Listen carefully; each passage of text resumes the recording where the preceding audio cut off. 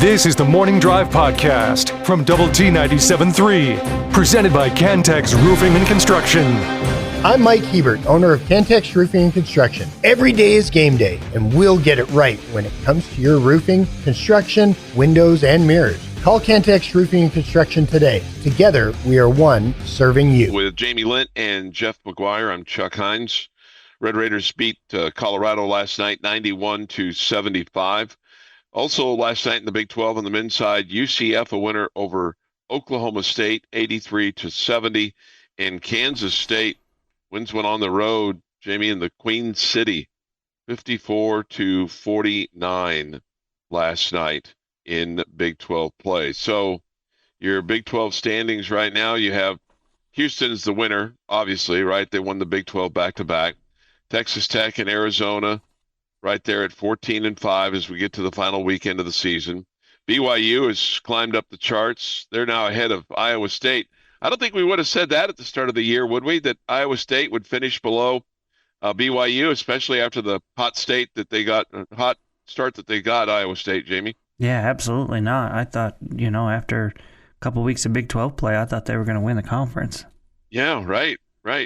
And then two teams that you thought that were going to contend for the conference are two games behind Iowa State, Baylor and Kansas at 10-9. So now with that win, K-State is 9-10 with TCU and West Virginia. The problem for K-State is they're 15-15. West Virginia is 18-12, and without really dissecting everything, it makes you feel like that those three teams might be fighting for one spot for the NCAA tournament. Yeah, there's a little of that going on. It's definitely dicey. I would be nervous if I was those three schools. Yeah, do you think it's West Virginia that has the best chance to come out of that mess?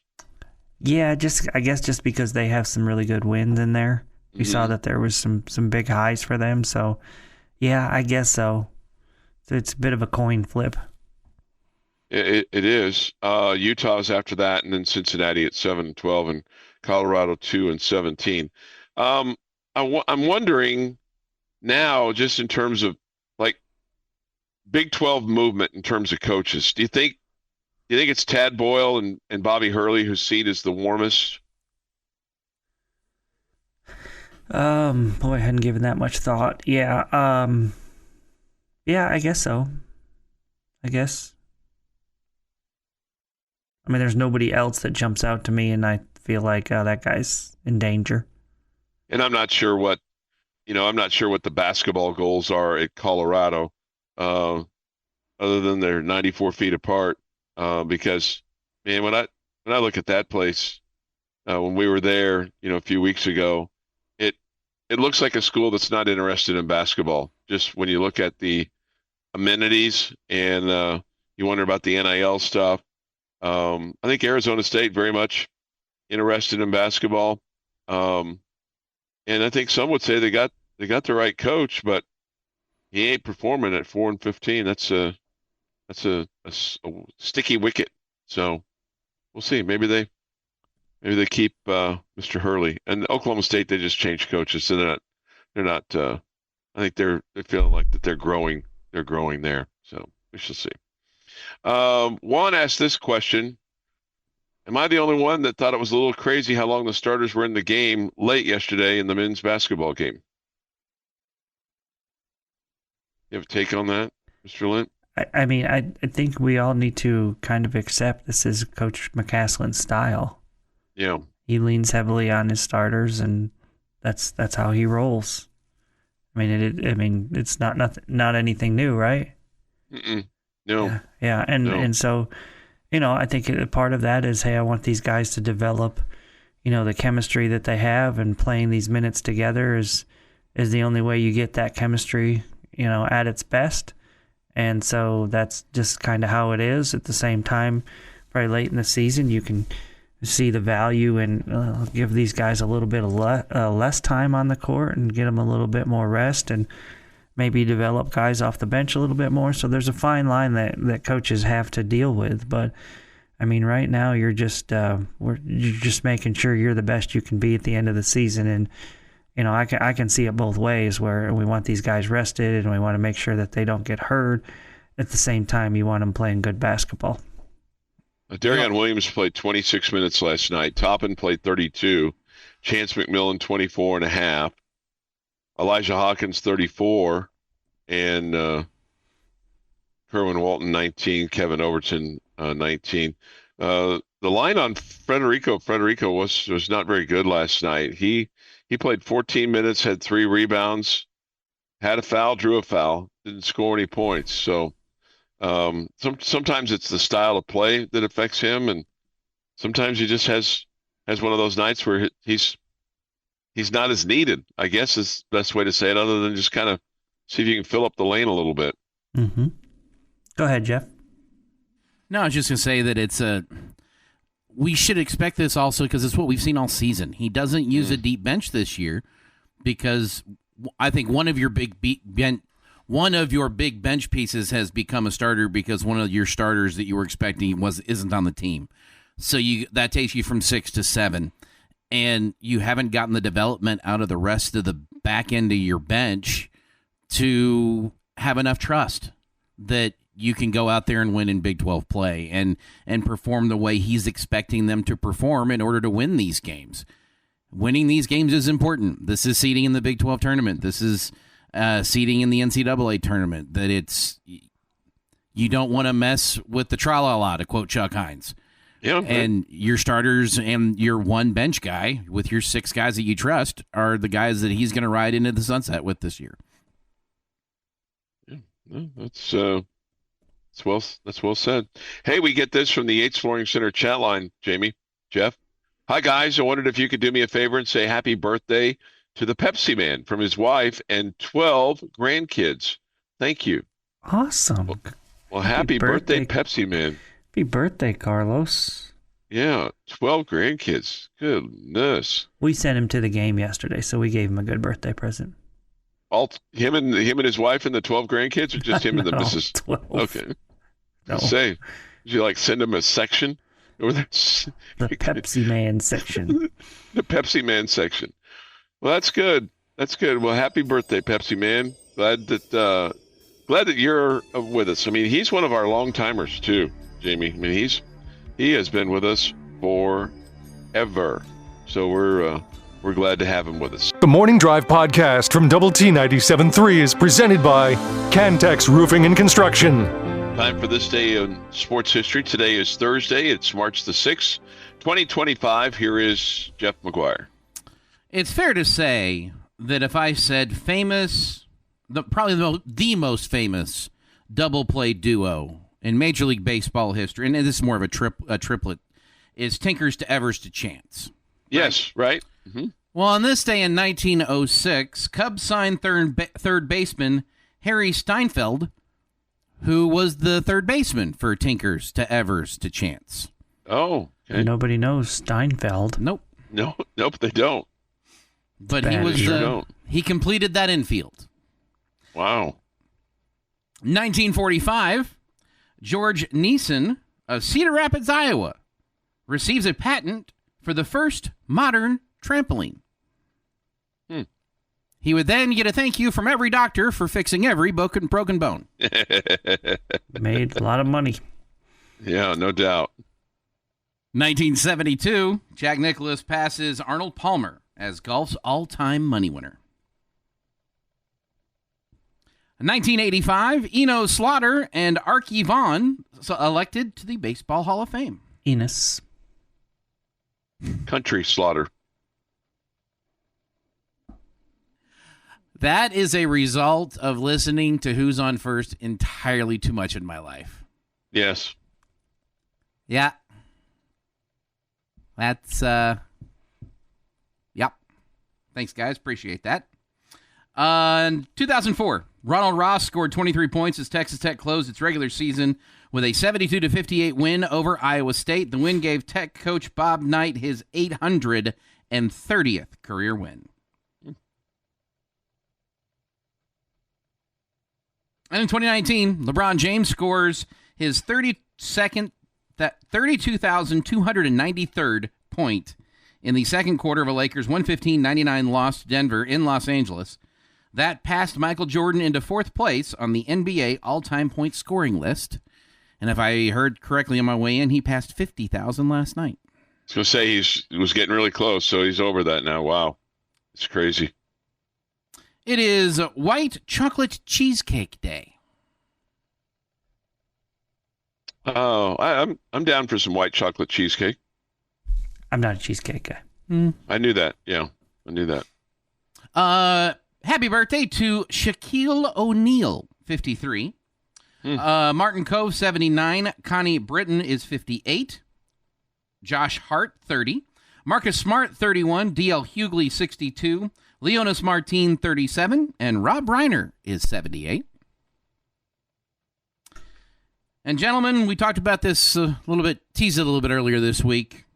On this day in 1836, after 13 days of intermittent fighting, the Battle of the Alamo comes to a gruesome end, capping off a pivotal moment in the Texas Revolution.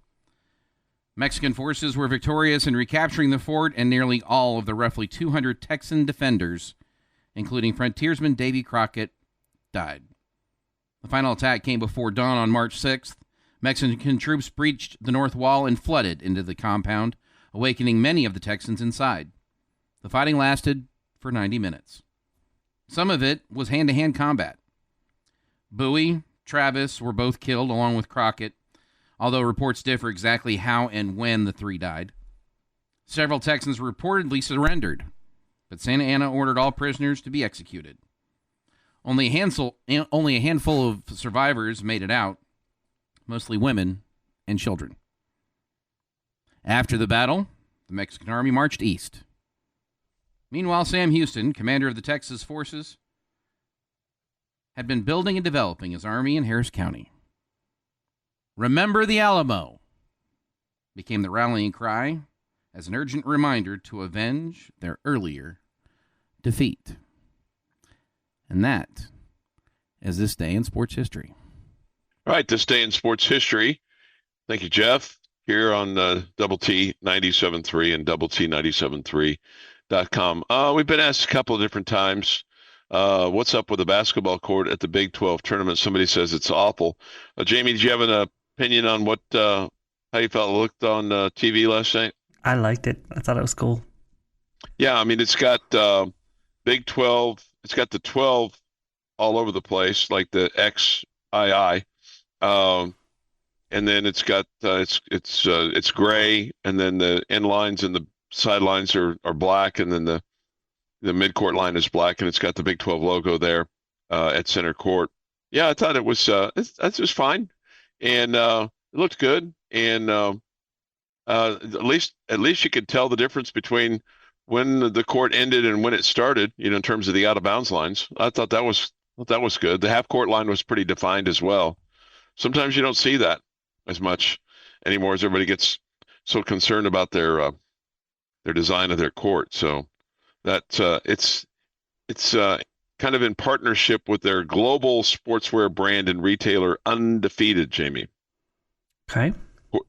That's their brand, I guess, for the Big 12. We did not get any undefeated gear from the Big 12 as a commemorative memory from this particular tournament, but that's okay. They're not required to do it. Probably, with all of us radio guys, probably ran out of double XLs, so they wanted to sell some in the stands as well, not just give them all away. Does seem to be the going size for radio guys.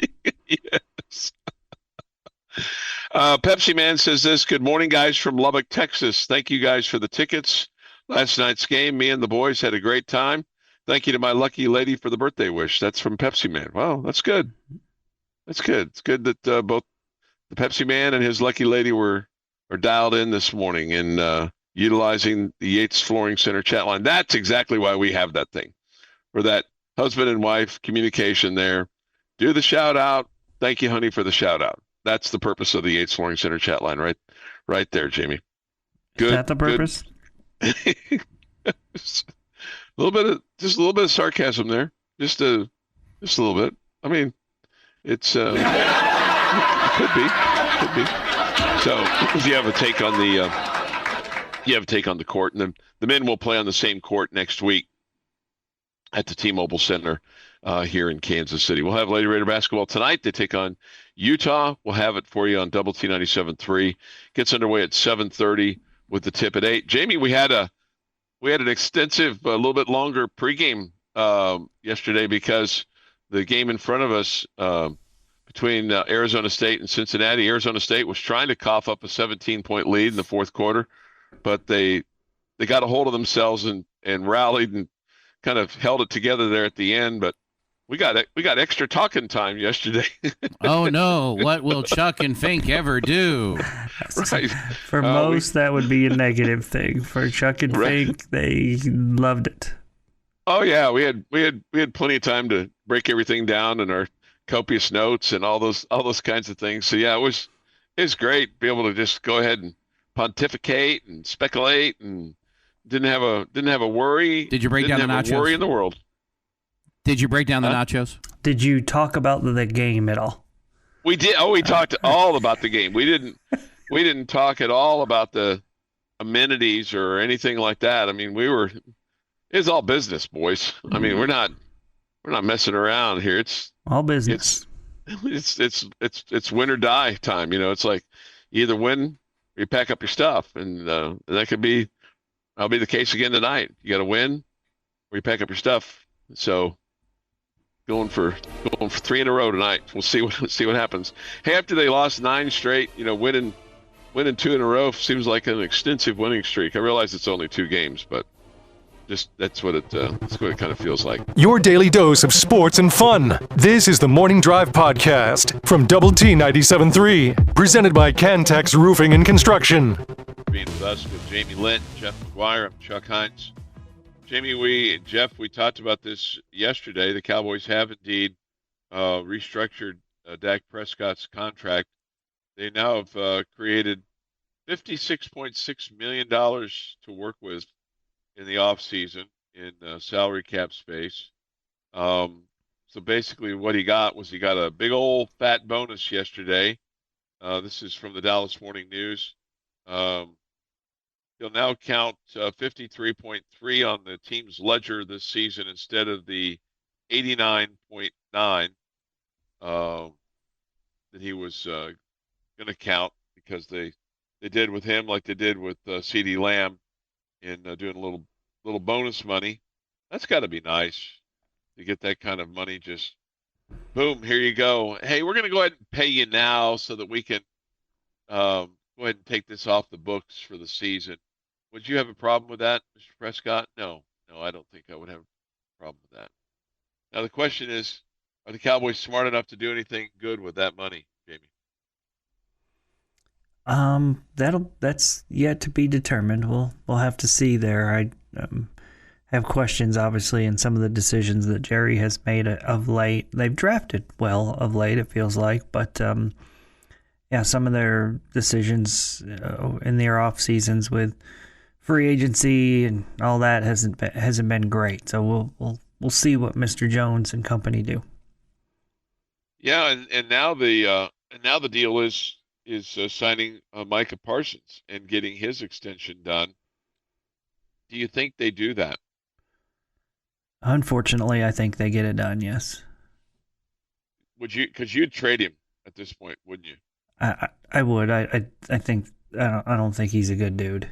I think he's a cancer. I think he runs his mouth way too much, and I think he's a terrific player. So, I mean, obviously, you got to get something good in return, though. Stephen Jones said it's always a goal with regard to getting his extension done this coming spring or in the summer. So you'd like to get that kind of distraction out of the way and know what your number is going to be, or move on. But it seems like the Cowboys are more ingrained to sign him as opposed to trade him. Well, I surely wouldn't let him walk. All right, no. Yeah. No. I mean, and here's the thing: is if you trade him, what are you going to replace him with? But maybe in your opinion, you feel like that wouldn't necessarily be as hard as it may look. No. I do think it's hard. I think he's a great Okay. player. I think he's a really good player. I just think he talks too much. And I don't Okay. think it's beneficial to the team.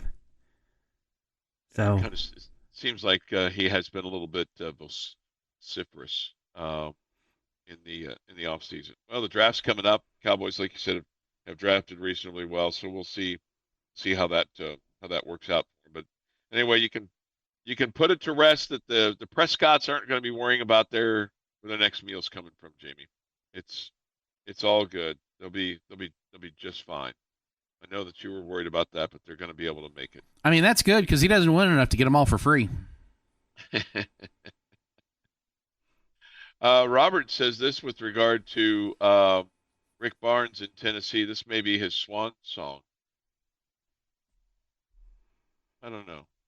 man, I don't know. They're perennially in the top 10 now. I mean, I'm not getting rid of him if I'm coaching, if I'm the AD there. Somebody asked Chuck, why does Chris Beard bother you so much? He doesn't bother me. He doesn't bother me. He can do whatever he wants. I mean, he's having some success there at Ole Miss. I'm not surprised.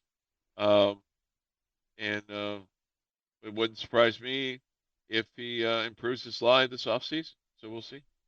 He bothers me. I don't think he's a great human being, and I root against him. Yeah.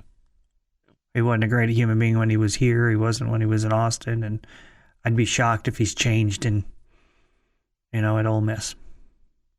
My guess is kind of you are who you are, no matter where you are. Yeah. That'd be my guess. When it was illegal to pay players and Kansas was the only one sliding money under the table for the best players, Bill Self was a really good coach. Now that paying players is legal, Bill Self is not nearly as good of a coach. I don't think they were the only ones sliding money under the table.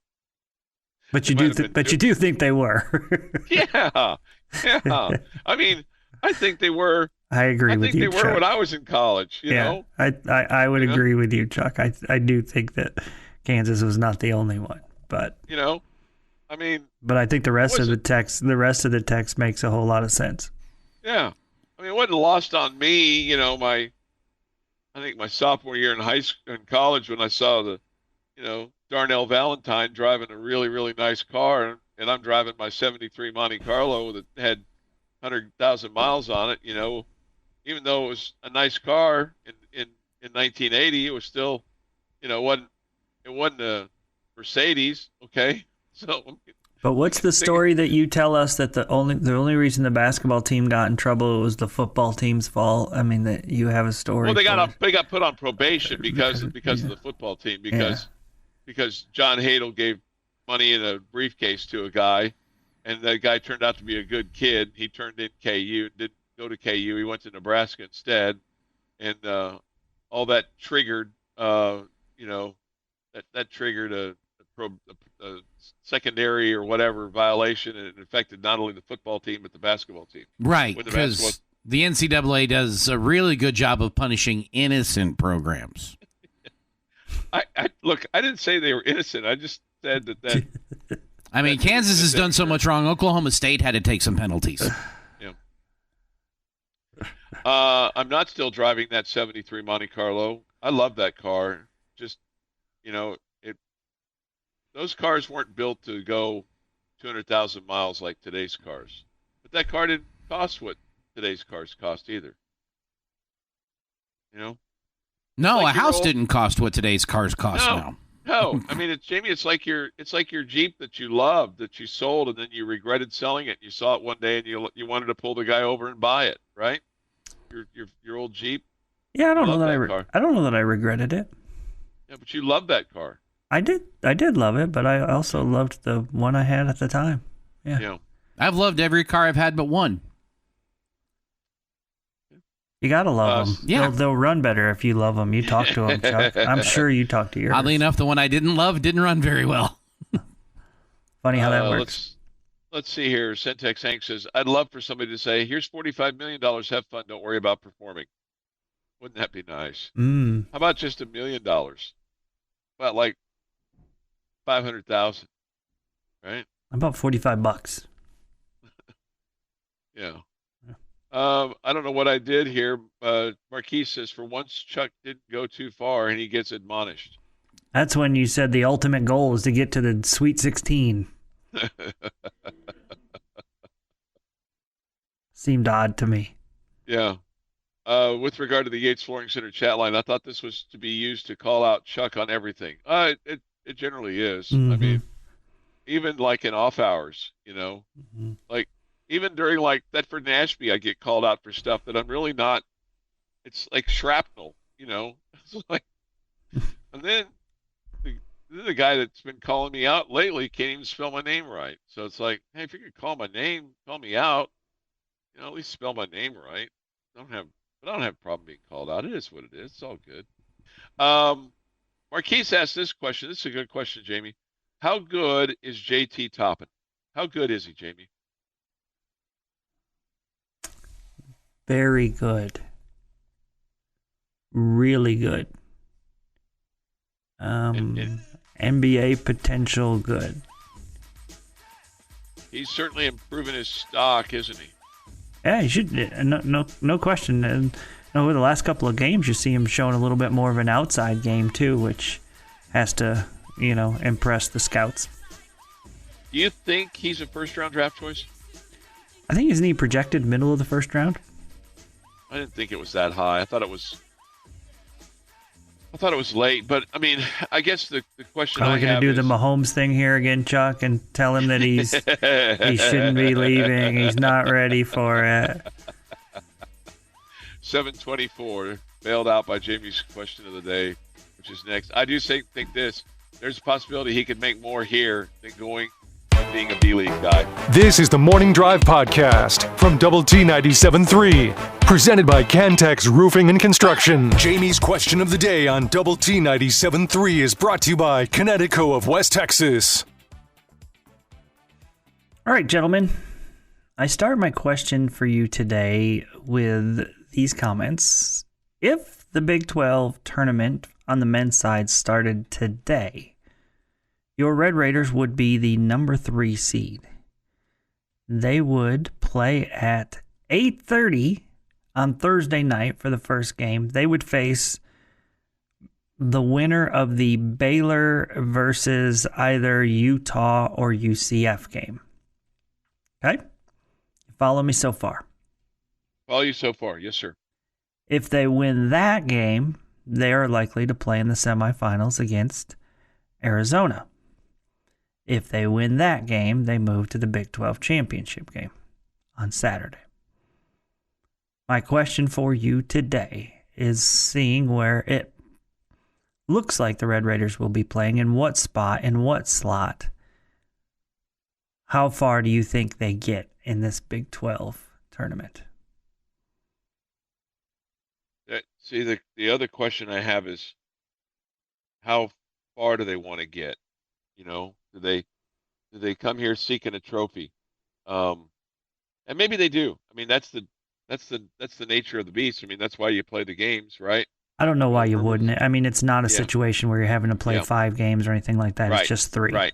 Your team's not going to necessarily. And you're done on Saturday. You know what, Jamie? I'm going to say you get to the Big 12 championship game. And win or lose.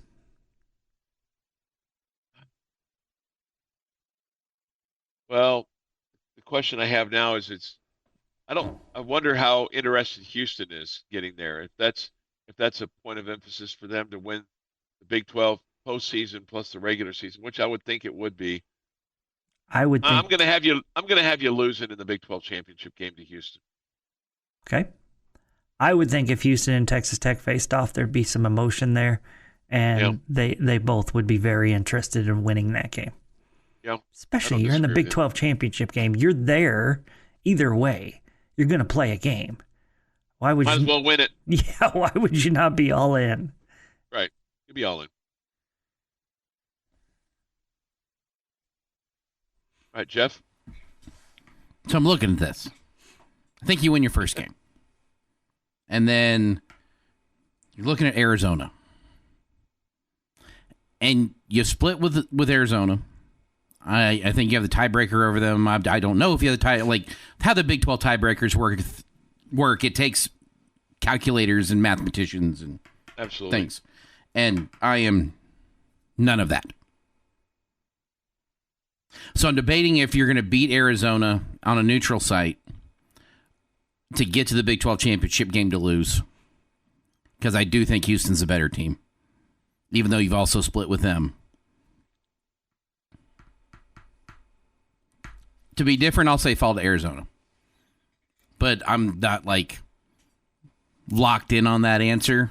I could be swayed either way pretty quickly. I mean, you're saying that they'll lose to Arizona? Yes. Okay. But again, could be swayed. Stiff breeze could push me in a different direction. A stiff breeze.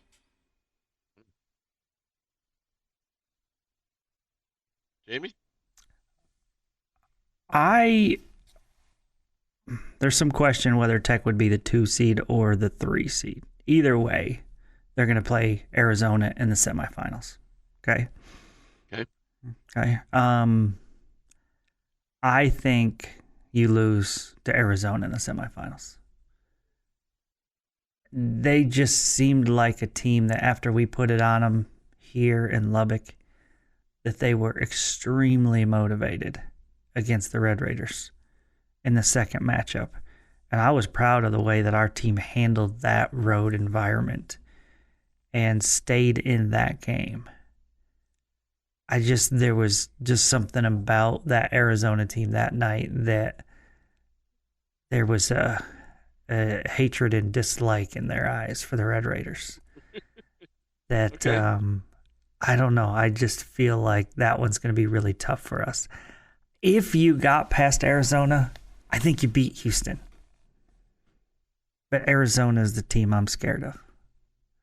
Nervous about. Arizona the other night, they beat Arizona State 113-100.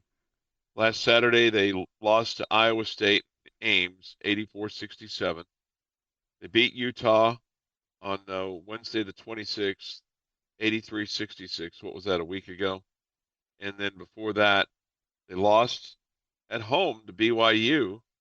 But we're seeing, I mean, we know now BYU is they're on the rise, correct? I mean, 96-95 was the final there. One of the hottest teams in the league. Yeah. Not the hottest. I think you'd still say Houston is the hottest, but. They beat Baylor on the road in Waco, and prior to that, they lost back-to-back games. K-State on February 11th, and then Houston on February the 15th. They lost to Houston at home. And before that, they had beaten Texas Tech on February the 8th, so almost a month ago, 82-73. And that was the end for them of a 6-game winning streak in the Big 12, which, I mean, I don't care how good or bad the league is, or you might say it's a little meh this year, but winning 6 in a row it's pretty impressive. And I don't know about the hatred thing. I'm intrigued by that because I'm on one hand glad to see that because, you know, with the way that the conference changed and things like that, with the loss of Texas and Oklahoma, you lost some of your hatred, right? Yeah, a little bit, but hopefully you get some of it back, right? That makes for fun, absolutely. Fun atmospheres and all that. Yeah.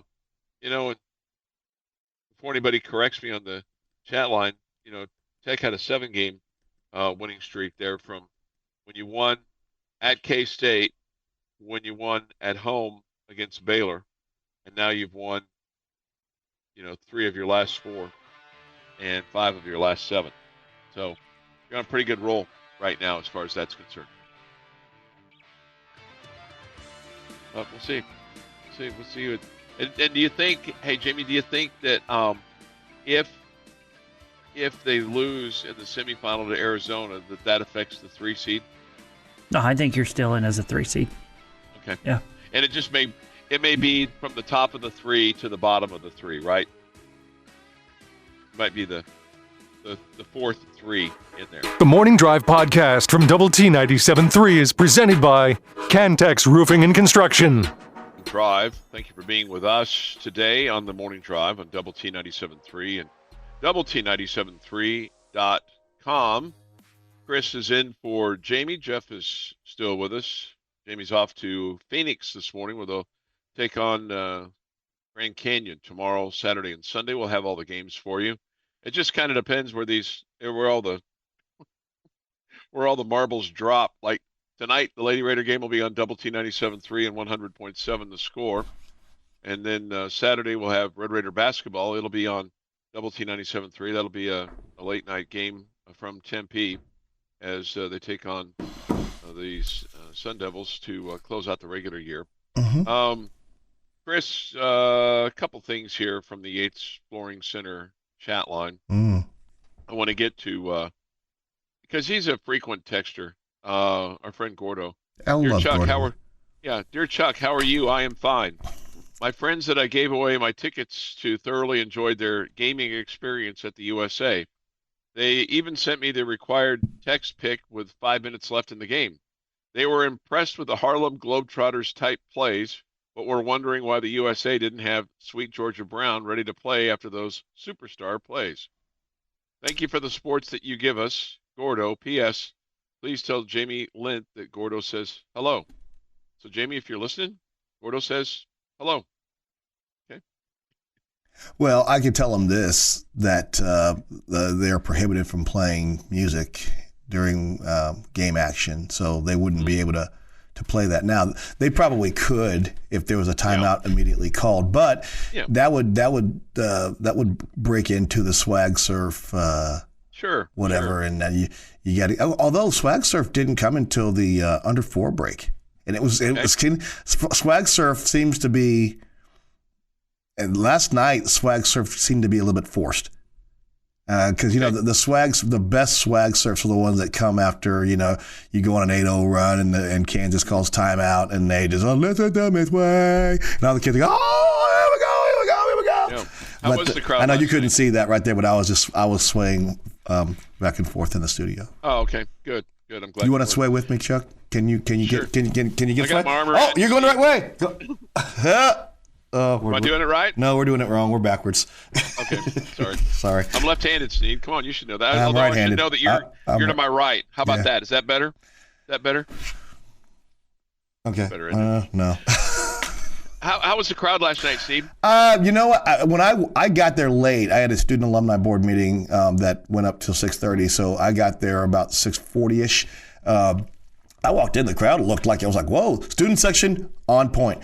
The townies, as you refer to us, we are what we are, right? Late arriving, but they got in there and they filled in nicely. It was probably, I would say, about 13,000. The upper deck ends were not full. The Chuck Heinz section was full. You gave your tickets away. My seats upstairs, yeah. I don't know if we used my seats last night or not. Lucky lady's in charge of that distribution. Ooh. Let me ask you this: you're kind of comparing the baseball success since 2014, and you look at let's just say the Tech success that goes back to when Tubby Smith got you back into the tournament. Okay, after the disaster that was Billy Gillespie and Pat Knight and all that.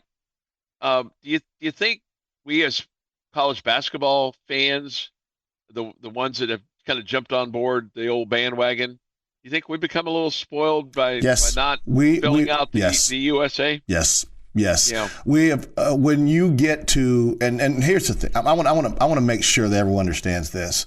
I'm in no way criticizing anyone's fandom here. If you jumped on board in 2014, well, welcome. There's room on the bandwagon for you. There's room. Sure. What we don't want you doing from the back of the bandwagon there is starting to tell the guys who've been running the program how to do their jobs, because the guys the same things that they've been doing to get you on the bandwagon are the same things they're doing right now when they're struggling a little bit. And Jeff and I are talking during the break about baseball, and it's like there's a different, Tim Tadlock's in a gunfight with a stick, okay, and he's doing his best to compete in that uneven playing field, and that's just the nature of going up against the SEC when you're playing against programs. Your NIL pool is not what teams like Texas and A&M and Alabama and Ole Miss are playing with. So it's just a different game. Now, the revenue sharing is going to change that. That's going to change that, and it's going to level the playing field a little bit here over the next couple of years. But right now, you're up against it. I cry BS on that. No. There's not, Chuck. Here's why I cry BS on that, Chris. Because I was told by one booster here in town that once the revenue share starts, that the cheating will resume. Oh, of course it will. Of course it will. We've not. It's not the revenue share is not going to solve anything. All it's going to do is you're going to go back to your silent. The bagmen are going to show back up again. Yeah, bagmen are going to show up again. Hey, and you know what? That's actually probably good for us. That's probably good for us then. If bagmen can show up again, we got bagmen. Yeah, I think that's what's everyone's got bagmen. And if we want to sit around, polishing our halos and our Bibles and our angel wings, thinking that we don't have those guys, we got them too. I mean, that's just fun. It's just legal right now. I mean, that's what kind of drives me crazy about Lubbock sometimes is that, we got church on every corner, yet we lead the league in STDs. Oh, we just do a better job of reporting it than everybody else. Wow, you went right there. Okay, that's So, I mean, we probably also lead the state and liquor stores around here too. Right, but I mean, yes. Hey, the buckle of Bible Belt might be here, but as I said yesterday on the bottom line, the difference between a Baptist and a Methodist is the Methodist will say hi to you in the liquor store. Well, and it's like I told the Episcopalians in Fort Worth, a few weeks ago as they were lamenting that and all those kinds of things, and I said, hey, I'm Methodist, and I said, we only got 10 rules and haven't killed anybody yet, so. Wow. All right. This from the Yates Flooring Center chat line from old Razzle Dazzle. Forgot you were in KC last night, Chuck. Me and the crew sit behind you at the very top next to the spotlight and didn't see ya. Our sections were packed. Okay, good. I'm glad. Thank you. The Chuck Heinz sections were packed, yeah. Old Razzle Dazzle.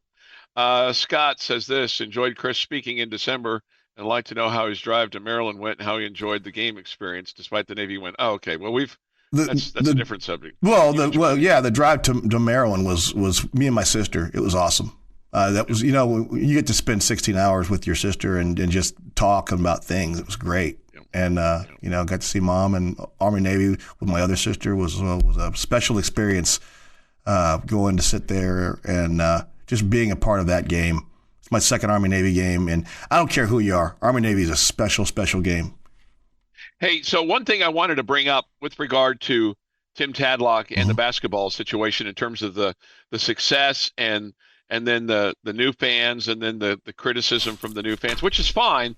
The one thing that Tadlock has had to sustain that the basketball coaches hasn't is he's been there from the beginning. Meanwhile, basketball, you had Tubby Smith, he leaves. Chris Beard, he has success, he leaves. Mark Adams, he got you to a tournament, and then he, summarily dismissed.